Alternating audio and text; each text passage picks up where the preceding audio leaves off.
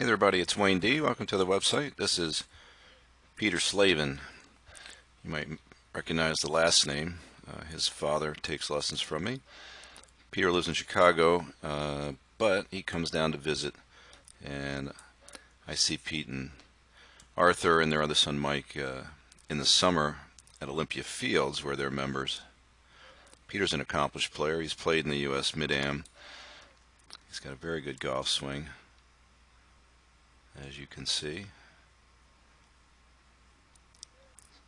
So this lesson was after he played around, and we played together the day before. Peter hit the ball pretty good. He started to hook it, so his left miss came in. And these are some things that we've been working on over time. So Pete has a tendency to leave his right side back a little bit and hit, to my mind, a little too into out. And when the face is a little closed and you're into out, you're going to hit a hook. Pete also has a tendency not to get his hands quite forward enough into impact, so he also hits a high shot. So a lot of his drawing balls will float way up in the air and hook, and that's a little bit of a left miss. So watch the movement here. It's got a nice load to the right. Good simple move in the backswing. You can watch it right on plane. There's a lot of people would like to copy that takeaway.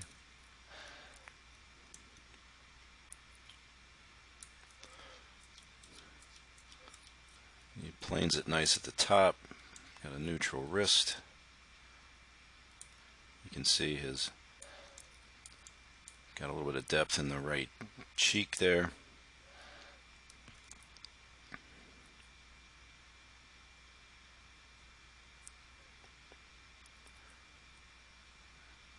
There you can see him compress. Now we do see the left leg is going to disappear just a little late. So you can see just gone now. Grips down by the waist. We'd like to see that open up just a little bit more aggressively, but here's the issue with Pete. His perception, or his tendency, because he used to be steep and have a tendency to come over it, his tendency is to visualize. I mean, this is subconscious, but everything likes to move from where it is here. Instead of going out onto the plane and around to the left, it's going to drop behind him, come from in to out, and swing out to the right. So we looked at the video, saw the ball flight, and then I pulled the TrackMan out, and of course he was coming 3 to 4 degrees into out. His impact was not descending, so you can see he doesn't quite get himself up to the ball. And you can see the club releasing a little bit with a little bit of a throw, which those into out swings have a tendency to do because the right arm is extending and the right wrist is going to straighten out. And you can also see the tendency to back the head up. And again, this is all fear of left from a history of the club approaching from outside. Hip movement's excellent. So a lot of things going on good here. Trying to figure out how do we get the head. You see a lot of guys, good players, going to load about this much to the right, but in Pete's case, when he compresses, everything is going to move downward, and his head is not going to get back in the box. So he's going to get a little extra behind this thing back here. It's just not easy to keep yourself from flipping the club a little bit into it. So his angle of attack was about 2.5. So we wanted to get that up to between 4 and 5. So we got to get the hands a little more forward. So my idea was to get the head to try to get back into the box.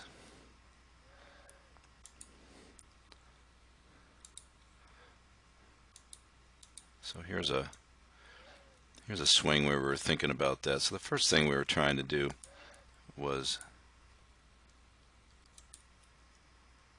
try to feel like the lower body opened a little sooner. The head came forward. So you can see right there we've got the club. Just that thought, trying to feel like we're driving 45 with the hips and opening up the upper body at the same time. So the split-handed punch shot becomes a very good drill. Anytime that you feel like you're dropping back and the club's coming too much from the inside, if you split the right hand down and hit some punch shots and do the same thing, you're just guaranteed to hit it fat. So let's see what he did with his head. Still back too far. So the idea of clearing and moving around to the left was helpful, but we still see it releasing out to the right a little bit. So my idea was, I really wanted to see if I could get his, if you watch the bill of his cap, you know, his cap is pointed out this way. I wanted to get the bill of his cap re-centered and his head back in the box.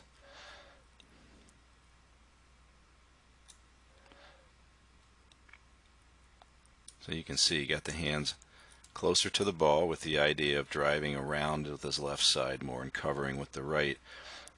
But I thought we needed something specifically for the head and the eyes. So I did two things here. I put a couple of shafts together, as you can see. So in this case, to figure out where to put this, you can see the shafts right there, and they're going to go over here. So what I would have him do is just take his setup and just follow through. Just put the club on the other side of the ball and then follow around and find the plane at where the shaft is parallel to the ground in the follow through. And then I stick the club in the ground on an angle so that if he swings out to the right, he'll just bump into this thing. So the concept of avoidance is a great teaching aid, and that's why having shafts to stick in the ground in different places so that the body will try not to hit them when it does an incorrect movement is a great way to it just focuses the mind. It's very difficult to imagine things, but when they're physically present, it's a lot different. Now the other thing we talked about was, and I'll throw this up there just to show you, because I used it as an example, would be this video here. So we watch Duval's head. This is 99 when he was pretty amazing. So I wanted him to get some of that feeling of movement. I've done Duval's swing a couple of times, and when David was young, he would put 3 balls out there and try to get his start line over the left one and then the center one and then the right one. But in order to know that he was doing that, he had to see the ball go over that spot. So it's about 20 yards ahead, and that's why he started to turn his head like that. But I would love to do that myself, but I was always, in the days that I grew up, everything was about staying behind it. And then if we look at his face on here, you just watch the bill of his hat. right there. Just see it move. And that's what I wanted to encourage Peter to do. So you can have your head turned that way and still see the ball. I think with an iron shot, and Sorenstam's the same way, tending with the irons not to look at the ball, but to look up, and then the longer clubs, for some reason, they would see the ball more. Anyway, so that was my idea. So we talked about throwing motion. You know, when you throw sidearm or if you throw anything, you always look at the target. You never keep your head back. So let's take a look. Again, very nice backswing and takeaway. Let's see what the head does here.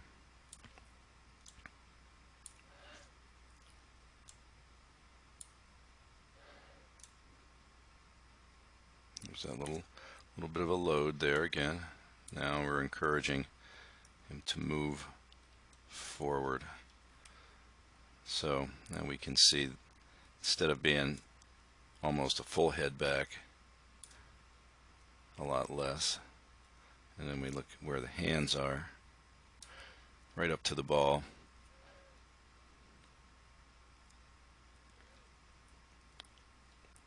Still pretty good there. Now let's watch what happens in the forward swing. Let's go back to draw the shaft. And see if he backs up very much.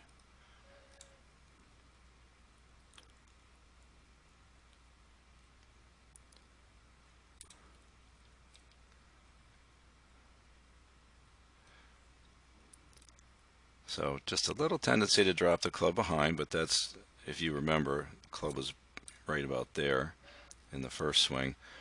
Now let's watch it release. Now this is also aided by that stick I got stuck over there. So you can see this is going to move around. So for the in-to-out player who gets himself stuck, it's really not easy to swing around to the left, because in-to-out with the closed face is a left miss. And to tell someone to swing left so the ball will go straighter is a kind of a leap of faith. But so that's a feel. I wouldn't expect Peter to start, turning his head and not seeing the ball when he's hitting it, which he's probably not looking at it now. But it's surprising to do that and still catch the ball just fine. But the real idea here would be, at the start of the downswing, would be to focus on the left side removing, the right side covering, and the head returning back into center. All right.